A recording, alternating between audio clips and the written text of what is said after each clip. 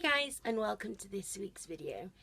Now it is super sunny, so the light might blind me at some point. England has decided to give us beautifully hot weather for the past few days, but knowing England, it will be chucking it down with rain soon, so I'm just trying to enjoy it while it lasts. I had to go to York, and it's a little bit far away from where I live, and York is a city and I live in a very small town, and I had to go to a big hospital for a hospital appointment. Now, anyone with anxiety will know that is an absolute nightmare. We had to go on the train because my mum doesn't like driving anywhere, she doesn't really know. So we had to go on a train, and that whole day was one big anxiety nightmare. Obviously, I was nervous for the hospital appointment. I think most people get nervous when they're going to a hospital appointment for a new thing, and it's just a nerve-wracking experience. But my anxiety was just over the top the whole day. Most of my anxiety fears came into play that day. Crowds, going places I don't know, strangers, and it was just one big panic episode. Now, for some people who don't have anxiety, they may be thinking that going on a train and going into the city isn't that big of a deal, but it is. For someone who is scared and has to sort of prep themselves to leave their own home and can only go a little bit from home and still get nervous about that, going on a train into a city that I've never been in before, going to a hospital that I've never been before, being in crowds, is just an absolute panic nightmare. And I was begging my mum to cancel the appointment because I didn't want to have to do it, but I obviously needed to go to this hospital appointment. Getting to the train station was me basically prepping myself for how to react. Standing on the platform waiting for the train, the panic had started to build at that point. There was some people on the platform too, and the nerves of having to be in a confined space with a bunch of strangers going places that I've never been before. The panic was slowly starting to build. But what was great is my mum was there with me. If I had gone alone, either I wouldn't have even gone at all, or I would probably be hidden away in the train bathroom terrified, and probably may even still be on the train right now. But my mum is very good. My mum has been to a lot of doctor's appointments with me. She knows how to calm me down and how to sort of bring me back into reality when the panic attack gets a bit too much. So having my mum there was definitely a big help. So when the train came, getting on the train and getting seats, it was honestly petrifying.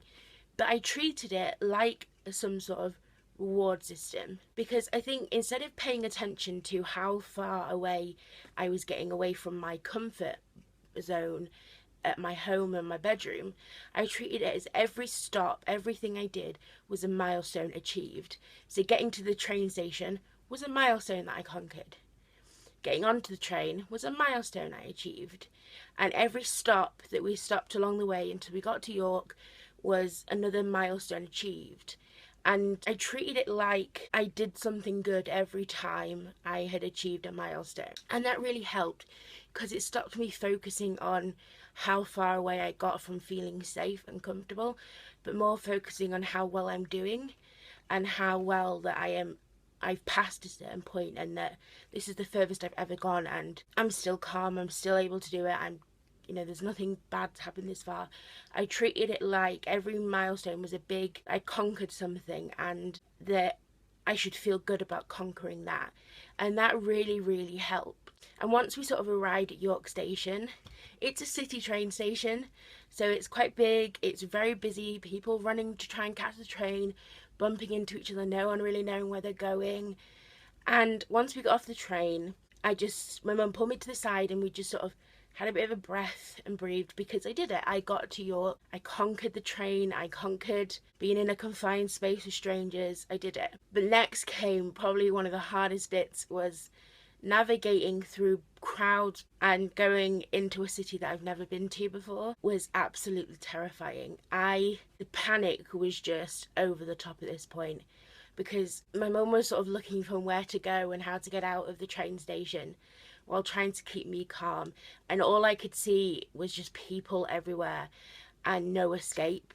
And it was that point where it was just like, oh my god, oh my god, oh my god, oh my god, I can't do this, I can't do this, I can't do this. But instead of wallowing in what I can't do, I focused on the signs, and I focused on trying to find the way out signs and trying to find the quickest way out of there, rather than just focusing on what the hell everyone else was doing and how scary it was. I made myself focus on finding a way out rather than letting myself fear that there was no escape. Once the entrance and exit were in sight, the little bit of panic sort of went down a little bit, and then as soon as I stepped outside, it was just like, I'm free. And I think most people would think, well, then you were fine, then you got through the train, you've got through the, you've got through the train station. But then comes the fact that I am in a city that I've never been in before, surrounded by people, and we have to go to the hospital, and it was just a constant of focusing on the milestones I achieved. So it was another milestone I achieved, that I had arrived at the train station. Then another milestone achieved, that I had found the exit. Then it was got in a taxi, achieved. Got to the hospital, achieved. And once we sort of found out where we were going in the hospital, like, our town hospital is tiny compared to York Hospital. Like, York Hospital is like a maze. It was gigantic.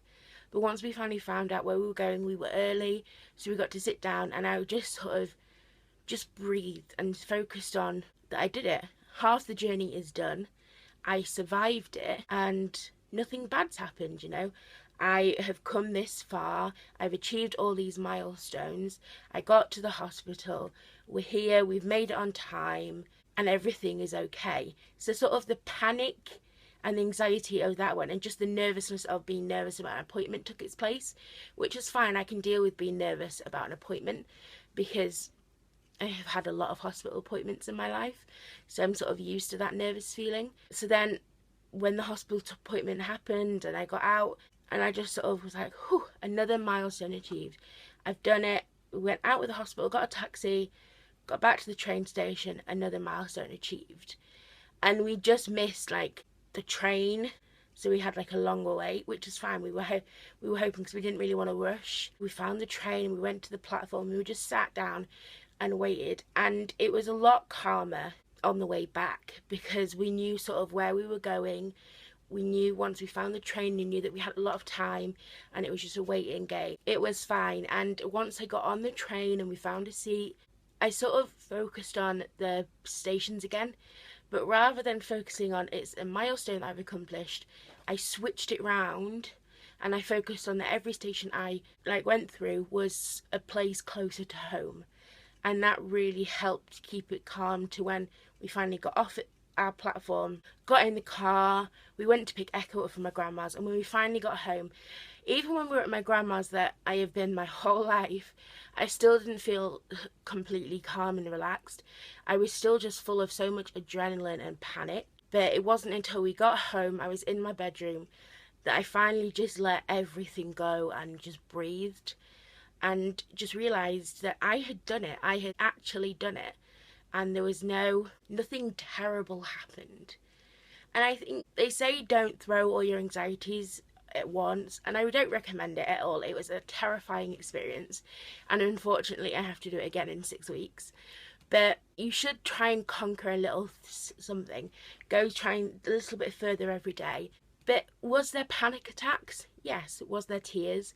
Yes. Was I scared and terrified and just shaking and just having a horrible day and just petrified? Of course I was. There was many panic attacks. There was lots of crying. There was lots of, I don't want to do this, I can't do this, I can't do this. But you know what? I survived and I did this. So what? You're going to have panic attacks. That's just what life with anxiety is. Going to do something or going somewhere where your anxiety is playing up, there is no escape from having some sort of panic attack. And I had many that day. But what you have to try and find something to focus on to bring you back into reality. So I had my mum, I used the milestones, and then I used being closer to home, and they really helped me survive that whole day. And then when I got home, I literally spent the rest of the evening, because we were out all day long, just in my bedroom, because I just needed to feel safe. I needed to feel at peace and calm, and that's what my bedroom does. My bedroom is my safe place. So that's where I spent the rest of the evening, was in my bedroom, just trying to relax and trying to just know that I did it. And even though I had so many panic attacks, it was tears, I still conquered that day. I still did it. I still went to the hospital appointment. I still went to a city. I still went on a train. And yes, there was panic attacks, but that doesn't get rid of the fact that I achieved it. I still did it. Yes, there was obstacles in the way, but I overcame them. But I still did it. I still conquered that day. And I'm proud that I did it, because I honestly didn't think I'd even get on the train. And now I know that when I go again in 6 weeks' time, that I'm probably going to be the exact same, terrified that there's going to be panic attacks again. But I will have that in the back of my head, that I've done it once, I can do it again.